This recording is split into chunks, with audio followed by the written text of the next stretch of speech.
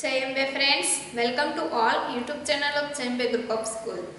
મિત્રો, direct and ઇનડાયરેક્ટનો આપણો topic જે છે એને આપણે કન્ટિન્યુ કરીએ.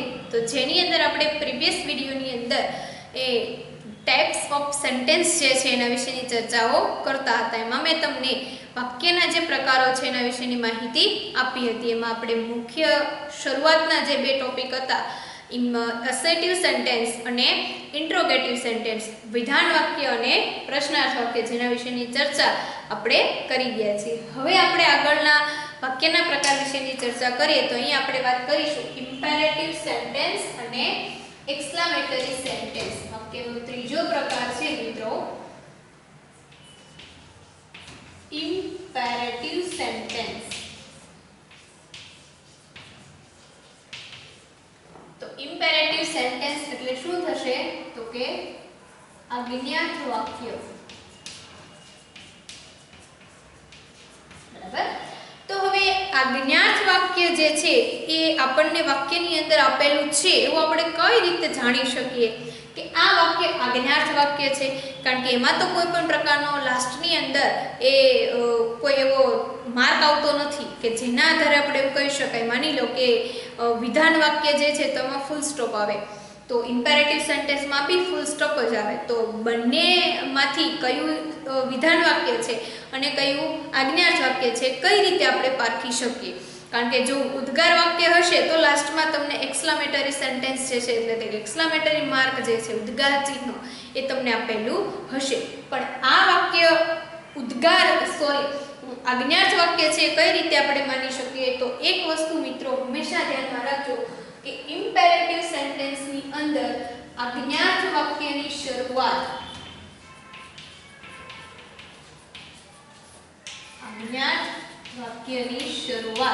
હંમેશા શેનાથી થતી હોય છે? તો કે વર્બ એટલે શું? આપણું ક્રિયાપદ. એટલે કે આજ્ઞાર્થ વાક્યની શરૂઆત વર્બથી થાય છે. બરાબર. ક્રિયાપદથી વાક્યની શરૂઆત થઈ હોય એટલે માની લેવાનું કે એ સેન્ટેન્સ તમારું કેવું છે? તો કે ઇમ્પેરેટિવ સેન્ટેન્સ, આજ્ઞાર્થ વાક્ય. હવે આના નિયમો જોઈએ. તો નિયમોની અંદર આપણે વાત શું ધ્યાનમાં રાખવાની છે તો કે મુખ્ય જે છે એ આપણું આરવી તરીકે મુકાતું. આરવી એટલે રિપોર્ટિંગ વર્બ. તો આપણે ડાયરેક્ટ સ્પીચમાંથી ઇનડાયરેક્ટ સ્પીચમાં જ્યારે કન્વર્ટ કરીશું ત્યારે આરવી તરીકે માની લો કે ઇમ્પેરેટિવ સેન્ટેન્સની અંદર તમારે અલગ અલગ પ્રકારના ભાવ આપેલા હોય, એટલે કે તમને આરવી તરીકે સેડ ટુ જ આપેલું હશે. બરાબર. તો એ સેડ ટુ ના બદલે તમારે શું મૂકવાનું છે? તો કે માની લો કે તમને વાક્યની અંદર વિનંતીનો ભાવ આપેલો હોય. બરાબર. વાક્યની અંદર શું આપેલું હોય? તો કે વિનંતીનો ભાવ આપેલો છે. તો વિનંતીના ભાવ માટે તમારે સેડ ટુ ના બદલે શું મૂકવાનું છે? રિક્વેસ્ટેડ. વાક્યની અંદર તમને હુકમનો ભાવ આપેલો છે. બરાબર. તો હુકમ દર્શાવેલો હશે ત્યારે તમારે ઓર્ડર. વાક્યમાં સલાહ આપેલી છે તો સલાહના ભાવ માટે ઇન્સ્ટ્રક્ટેડ અથવા તો સજેશન પણ તમે વાપરી શકો. સૂચના આપેલી છે તો સૂચનાના ભાવ માટે તમારે ઉપયોગ કરવાનો છે એડવાઇસનો, એટલે કે આરવી તરીકે. અને વાક્યની અંદર તમને અલગ અલગ ભાવ તરીકે ચેતવણી આપેલી છે. તો ચેતવણીના ભાવ માટે તમારે વોર્ન. બરાબર. તો આ આરવી તરીકે તમારે આટલા પ્રકારના ભાવ જે છે એનો તમારે ઉપયોગ કરવાનો છે. વિનંતી હશે તો સેડ ટુ કાઢી નાખવાનું છે અને રિક્વેસ્ટેડ લેવાનું છે. હુકમ હશે તો ઓર્ડર, સલાહનો ભાવ હશે તો ઇન્સ્ટ્રક્ટર અથવા સજેશન, સૂચના હશે તો એડવાઇસ, ચેતવણી આપેલી હશે તો વોર્નનો ઉપયોગ કરવાનો છે. હવે તમને વાક્યની અંદર સંયોજક મૂકવાનું કહેશે. તો સંયોજક તરીકે શું મૂકશો? તો કે અહીંયા સંયોજક તરીકે તમારે ટુ મૂકવાનું છે. ખાસ ધ્યાન રાખજો. સંયોજક તરીકે ટુ મૂકવાનું છે જો વાક્ય હકાર હોય તો, અને જો વાક્ય નકાર હોય તો સંયોજક તરીકે શું આવશે? Not two. બરાબર, બંનેનું ખાસ ધ્યાન રાખજો. હકાર અને નકાર બંને વાક્ય છે. હવે જો નકાર વાક્ય હશે તો વાક્યની શરૂઆત શેનાથી થઈ હોય? ડોન્ટ થી થઈ હોય. વાક્યની શરૂઆતમાં ડોન્ટ આપેલું હશે એટલે વાક્ય તમારું કેવું હશે? નકાર હશે. તો હકાર વાક્ય જે છે એની શરૂઆત તો શેનાથી હશે? ક્રિયાપદથી થઈ હશે. પણ જો નકાર સેન્ટેન્સ હશે તો એની શરૂઆત તમારી ડોન્ટ થી થયેલી હશે. તો તમારે હકારની અંદર ટુ અને નકારની અંદર નોટ ટુ આ બંને પ્રકારના સંયોજક તમારે વાપરવાના છે. હવે વાક્ય હકાર છે કે નકાર એ કઈ રીતે ખબર પડે એ મેં તમને સમજાવ્યું કે ક્રિયાપદથી શરૂઆત હોય તે વાક્ય હકાર અને ડોન્ટ થી શરૂઆત હોય તે વાક્ય તમારું નકાર હશે. હવે તમને વાક્યની અંદર મિત્રો પ્લીઝ વર્ડ આપેલો હશે, બરાબર, અથવા તો સોરી વર્ડ આપેલો હોય, અથવા તો કોઈ પણ અલગ અલગ પ્રકારના ભાવ સાથે દર્શાવતું કંઈ પણ સેન્ટેન્સની અંદર તમને શરૂઆતમાં આપેલું હોય તો આ તમામે તમામ વાક્યમાંથી શું થાય છે? નીકળી જાય છે.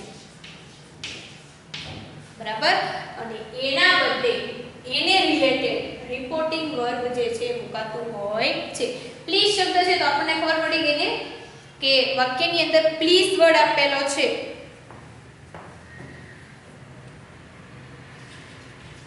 તો પ્લીઝ શબ્દ જે છે વિનંતીનો ભાવ દર્શાવે છે. તો એ પ્લીઝ શબ્દ કાઢી નાખવાનો છે અને સેડ ટુ ના બદલે શું મૂકી દેવાનું છે?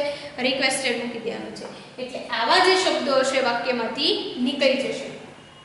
અને અહીંયા મેં તમને વાત કરી સંયોજક તરીકે ટુ આવશે તો ટુ પછી વાક્યને સીધું જોડી દેવાનું. વાક્ય સીધું જોડાય છે. બરાબર, બીજો ફેરફાર શું છે તો કે નકારની વાત કરીને હકારની વાત કરી. બરાબર, તો બાકીનો ફેરફાર રહ્યો આપણા મુખ્ય ત્રણ ફેરફારો.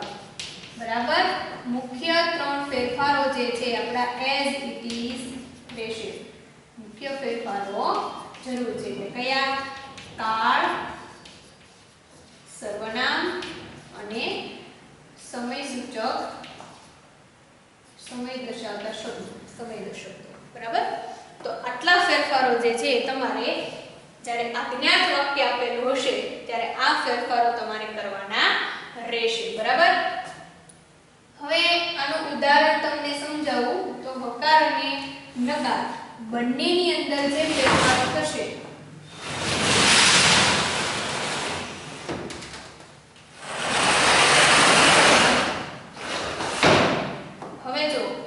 ઉદાહરણ તરીકે જોઈએ. વાક્ય હકાર હશે તો હકારની શરૂઆત શેનાથી થયેલી હશે તો કે ક્રિયાપદથી. તો એક સેન્ટેન્સ લઈએ એવું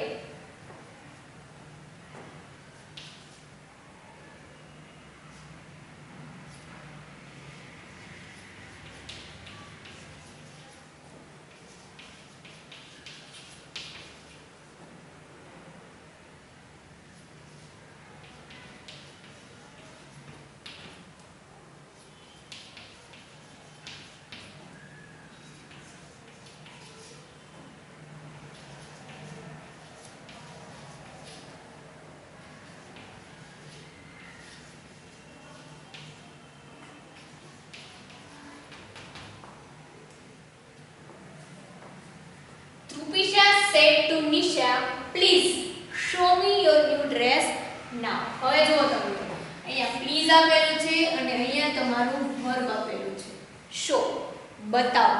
બરાબર, એટલે કે મતલબ ક્રિયાપદ છે. તો પ્લીઝ શબ્દ કાઢી નાખો તો વાક્યની શરૂઆત ઓબ્વિયસ છે કે શેનાથી થયેલી છે તો કે ક્રિયાપદથી થયેલી છે. તો હવે આ વાક્યની અંદર હું ઇનડાયરેક્ટમાં ફેરવીશ તો ફેરફાર શું થશે તો કે અહીંયા સેડ ટુ આપેલું છે, અહીંયા પ્લીઝ આપેલું છે. તો વાક્યની અંદર ભાવ કેવો દર્શાવેલો છે તો કે વિનંતીનો ભાવ દર્શાવેલો છે. તો હવે વાક્યમાંથી પ્લીઝ શબ્દને પણ હું કાઢી નાખીશ અને સેડ ટુ ને પણ હું કાઢી નાખીશ. તો વાક્ય શું બનશે તો કે Trupisha requested to Nisha. હવે જો મિત્રો અહીંયા આપણે અત્યાર સુધી વાક્યમાં ટુ મૂકતા નહોતા, કારણ કે સીધું બોલનાર અને પછી સીધો સાંભળનાર મૂકતા હતા રિપોર્ટિંગ વર્બ પછી. પણ આ આજ્ઞાર્થ વાક્યની અંદર તમારે ટુ જે શબ્દ છે એને એઝ ઇટ ઇઝ રાખવાનો રહેશે. સોરી, આમાં નહીં આવે, પણ ઉદ્ગાર સેન્ટેન્સ જે છે એની અંદર તમારે ટુ શબ્દને મૂકવાનો રહેશે. એટલે અહીંયા આપણે સાંભળનાર, બોલનાર અને વચ્ચે વપરાયેલું ક્રિયાપદ, પછી સીધો લિસનર આવશે. રિક્વેસ્ટેડ નિશા, પ્લીઝ શબ્દ કાઢી નાખ્યો છે, અહીંયા શો છે, બરાબર. હવે મેં તમને કીધું કે વાક્ય કેવું બનતું હોય છે, વિધાન બનતું હોય છે. તો અહીંયા પહેલા તમારે મૂકવાનું છે ટુ. હવે આ ટુ તમારું શું છે? સંયોજક, બરાબર. આમાં વાક્ય જે છે એ તમારે વિધાન બનાવવું પડે નહીં, કારણ કે ટુ મૂકી દો છો એટલે એના પછી સીધું શું આવે છે? ક્રિયાપદ. તો શું આવશે? ટુ શો મી, મને.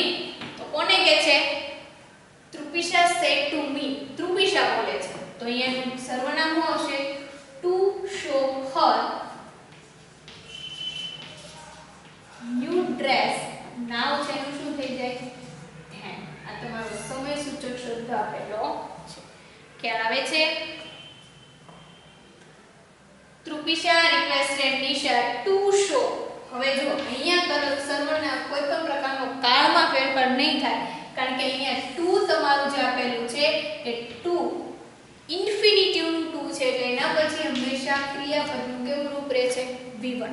એટલે આમાં કાળમાં ફેરફાર તમારે કરવાના થતા નથી. આ એક તમારો પોઝિટિવ વ્યૂ રહેશે અહીંયા, કે કાળમાં ફેરફાર નહીં થાય, પણ ખાસ ધ્યાન રાખવાનું છે કે સંયોજક તરીકે ટુ મૂકતા ભૂલાય ન જાય, બરાબર. તો આ સેન્ટેન્સ આપણું અહીંયા કમ્પ્લીટ થયું છે. હજી એક તમને આ હકાર વાક્ય જે છે એનું તમને એક ઉદાહરણ સમજાવું.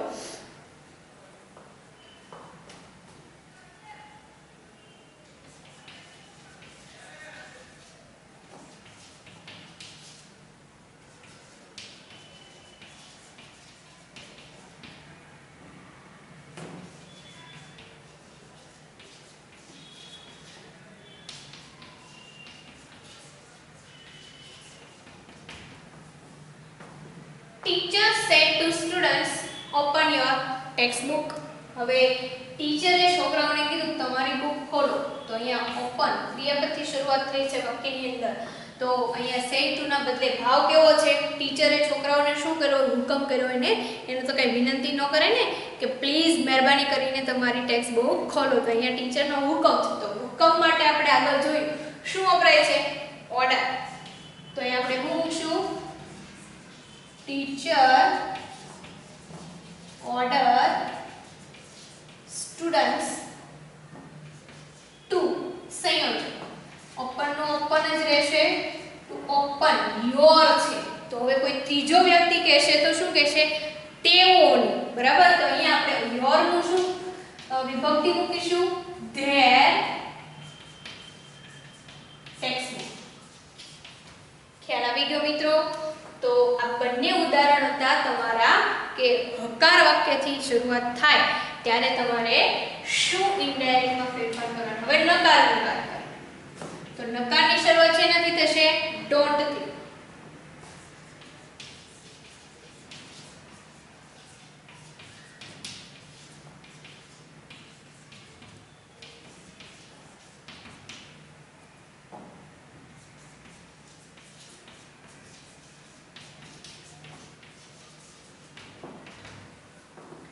The gardener said to me, don't pluck the flower.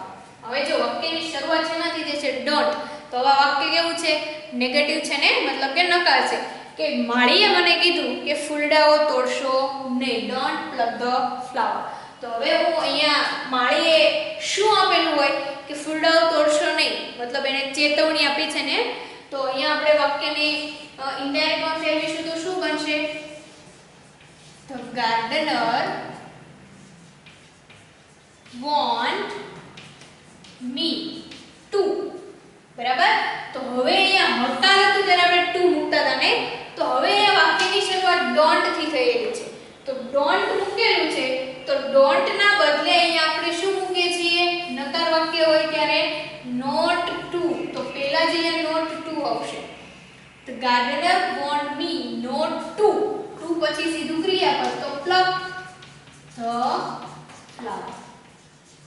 એકદમ ઈઝી સેન્ટેન્સ છે મિત્રો. માત્ર ફેરફાર તમે ક્યાં કરો છો તો કે આરવી ની અંદર અને માત્ર સંયોજકમાં. બાકી સેન્ટેન્સ તમારું એઝ ઇટ ઇઝ જ બંધ બેસી જાય છે.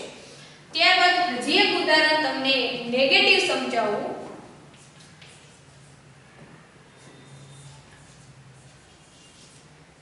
God said to people,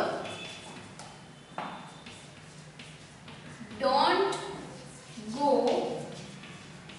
near the cage. બરાબર? જો God said to people, don't. વાક્ય કેવું છે? Negative. Go near the cage. તો હવે હું આને ઇનડાયરેક્ટ માં ફેરવીશ તો મારું સેન્ટેન્સ શું બનશે? The God. હવે એને પણ ચેતવણી જ આપી છે ને તો અહીંયા હું મૂકીશ want people. હવે વાક્યની અંદર don't છે એટલે અહીંયા હું શું મૂકીશ? not to. to પછી સીધું ક્રિયાપદ આવશે go. બાકી as it is near the cage. જે ગાર્ડ હતો મેં એને ચેતવણી આપી કે પાંજરાની નજીક એ કોઈ જશો નહીં, એટલે એને ચેતવ્યા. તો મિત્રો આ તમારા જે આજ્ઞાર્થ વાક્ય જે છે એના હકાર અને નકાર અને ત્યારબાદ આપણે જે રિપોર્ટિંગ વર્ગમાં ફેરફાર કરીએ છીએ એના વિશેની ચર્ચાઓ કરી લીધી. હવે મિત્રો આના પછી જે છે ઉદ્ગાર સેન્ટેન્સ આવશે.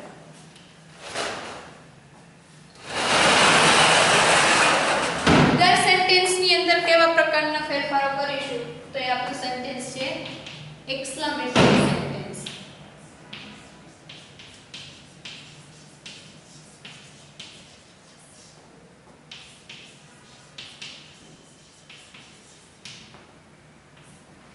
એક્સક્લેમેટરી સેન્ટેન્સ એટલે ઉદ્ગાર વાક્ય.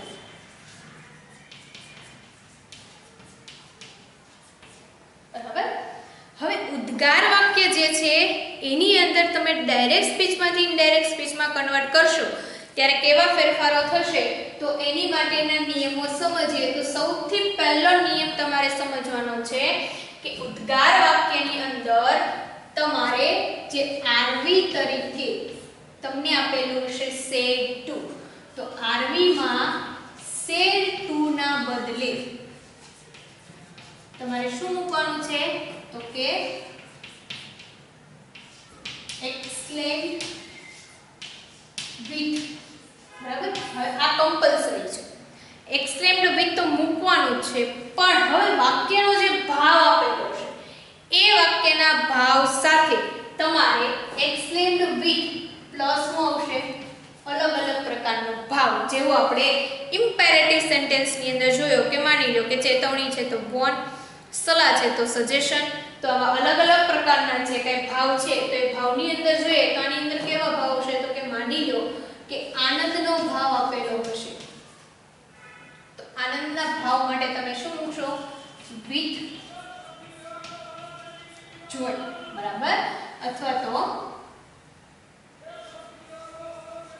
હરી. બરાબર? એટલે કે આવા શબ્દો તમને બ્રેકેટ્સમાં આપેલા હરી અને રે. બરાબર? એટલે એનો મતલબ શું થયો કે તમારે મૂકવાનું છે with joy. વાક્યની અંદર ભાવ હશે દુઃખનો ભાવ. બરાબર? તો દુઃખના ભાવ માટે મૂકવાનું છે with alas. એની અંદર તમે બ્રેકેટ્સમાં વર્ડ જે છે દુઃખના ભાવ માટે તમારે મૂકવાનું છે with sorrow. હવે with sorrow મૂકશો તો તમારે બ્રેકેટ્સમાં વર્ડ આપેલો હશે alas કે જે તમારો દુઃખનો ભાવ જે છે એ ક્રિએટ કરતો હશે. વાક્યની અંદર તમને પ્રશંસા આપેલી હોય, પ્રશંસા માટે with praise અથવા તો admire. બરાબર? તે પણ યુઝ કરી શકો. આની માટે બ્રેકેટ્સમાં વર્ડ શું આપેલો હશે તો કે bravo. બરાબર? અથવા તો અલગ અલગ પ્રકારનો જે આશ્ચર્યનો ભાવ હોય તો એ પ્રમાણે ત્યાં વર્ડ આપેલો હોય, પ્રશંસા જે થતી હોય એની અંદર. ત્યારબાદ ભાવ હશે આશ્ચર્યનો. આશ્ચર્યના ભાવ માટે તમારે શું મૂકવાનું છે? With surprise. બરાબર. હવે એની માટે બ્રેકેટ્સમાં વર્ડ શું આપેલો હોય? ઓ. બરાબર. અથવા તો વાવ. પછી શું આપેલું હોય તો કે આ. બરાબર. આવા વર્ડ્સ હશે તમારા શેની માટે હશે તો કે આશ્ચર્યજનક ભાવ માટે. તિરસ્કારનો ભાવ હશે તો એની માટે આવશે વિથ ડિસ્કસ્ડ.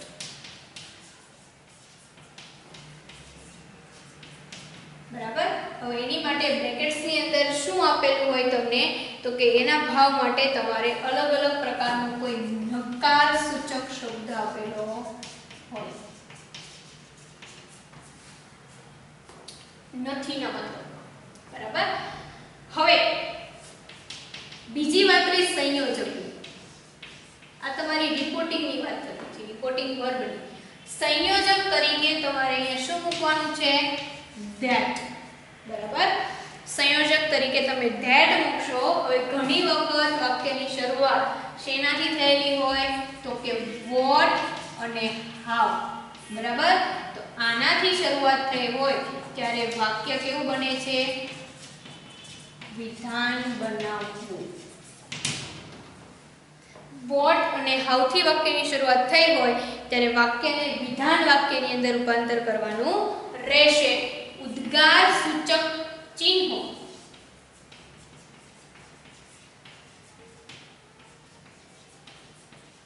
ઈ શું થશે? દૂર થશે. બરાબર. અને એઝ ઇટ ઇઝ અગાઉના 3 નિયમો એમાં ફેરફાર થશે. એટલે કયો તો કે તમારો કાળનો, સર્વનામનો અને સમય સૂચક શબ્દના જે શીખ્યા એ પ્રમાણે એઝ ઇટ ઇઝ રહેશે. હવે આપણે ઉદાહરણ જોઈએ. ઉદ્ગાર વાક્ય છે એટલે વાક્યની શરૂઆત કા વોટ થી થયેલી હોય અથવા તો હાઉ થી થયેલી હોય અથવા તો કોઈ એવો શબ્દ આપેલો હોય હુર્રે, યપ્પી, એલાસ, બ્રેવો એનાથી થયેલી હોય. બરાબર. તો એ રીતે તમારે વાક્યમાં ફેરફાર કરવાનો રહેશે. Sachin said to tea. હુર્રે. જો અહીંયા તમને એક્સક્લેમેટરી માર્ક આપો. હુર્રે we won the match. બરાબર. હવે જુઓ તમે. Sachin said to team હુર્રે we won the match. તો હવે આને જ્યારે તમે ઇનડાયરેક્ટ માં કન્વર્ટ કરશો ત્યારે આપણને ખ્યાલ આવી કે હુર્રે છે એટલે મતલબ કયો ભાવ છે તમારો? વિથ જોઈનો ભાવ છે અને એક્સક્લેમેટરી સેન્ટેન્સ આપી દીધેલો છે. તો વાક્યને તમારે વોટ અને હાઉ થી ચાલુ થાય તો જ વિધાન કરવાનું છે, બાકી એઝ ઇટ ઇઝ રાખવાનું છે. તો વાક્યને ઇનડાયરેક્ટ માં ફેરવો તો વાક્ય શું બનશે? સચિન. હવે સેડ ટુ ના બદલે કમ્પલસરી શું લેવાનું છે? Exclaimed with.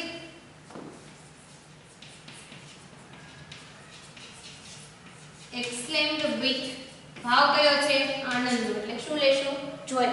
Exclaimed with joy ટુ ટી. હવે જો અહીંયા આપણે ટુ મૂકીશું. બરાબર. અત્યાર સુધી એક પણ પ્રકારના વાક્યની અંદર ટુ નો શબ્દનો ઉપયોગ નથી કર્યો, કાઢી નાખતા હતા. પણ અહીંયા ઉદ્ગાર વાક્યની અંદર સાંભળનાર અને બોલનારની વચ્ચે જે ટુ મુકાય છે એ મૂકીશું. Two T. કન્જંક્શન તરીકે હું મૂકશું ધેટ વી છે. હવે જ્યારે સંબંધક વિભક્તિમાં જશે ત્યારે શું થઈ જશે? ધેટ હે વોન ક્રિયાપદનું V2 છે તો ક્રિયાપદનું V2 છે તો had પ્લસ V3 માં બનશે had won the match. ખ્યાલ આવ્યો? અથવા તો પ્લસ પોઈન્ટ ની અંદર તમારે જો વધારે પડતા વખાણ કરવાના હોય, વખાણ માટે તમારે જે છે એ વેરી શબ્દનો પણ પ્રયોગ કરી શકો છો. માની લો કે એવું લખ્યું કે this is a beautiful scene, તો હવે તમે એને ઇનડાયરેક્ટમાં કન્વર્ટ કરશો તો it was a very beautiful scene કરીને તમે ઇનડાયરેક્ટ છે એનું કરી શકો છો. તો માની લો કે તમારે આટલા ભાવ સિવાયના કોઈ પણ ભાવ મુકાય છે તો એની માટે તમારે એ તમારી રીતે કોઈ પણ ભાવ તમને દર્શાવતો શબ્દ દેખાય તમારે યુઝ કરવાનો રહેશે. અને જ્યારે કોઈ પણ પ્રકારનો ભાવ એ તમને પ્રદર્શિત ન થાય, ભાવ પ્રદર્શિત ન થાય ત્યારે તમે ટોલ્ડ મૂકી શકો છો. આ તમારે ખાસ ધ્યાન રાખવાનું રહેશે. બરાબર, તો આપણા બંને પ્રકારના સેન્ટેન્સ ઇમ્પેરેટિવ અને ઇન્ટ્રોગેટિવ, ઇમ્પેરેટિવ અને એક્સક્લામેટરી બંને વિશેની ચર્ચા આપણે અહીંયા સુધી રાખીએ છીએ. હવે પછીના જે કાંઈ લેટ અને લેટ્સ અને શુભેચ્છા દર્શક શબ્દો છે એની વાત આપણે પછીના વિડીયોની અંદર કરીશું. Thank you so much.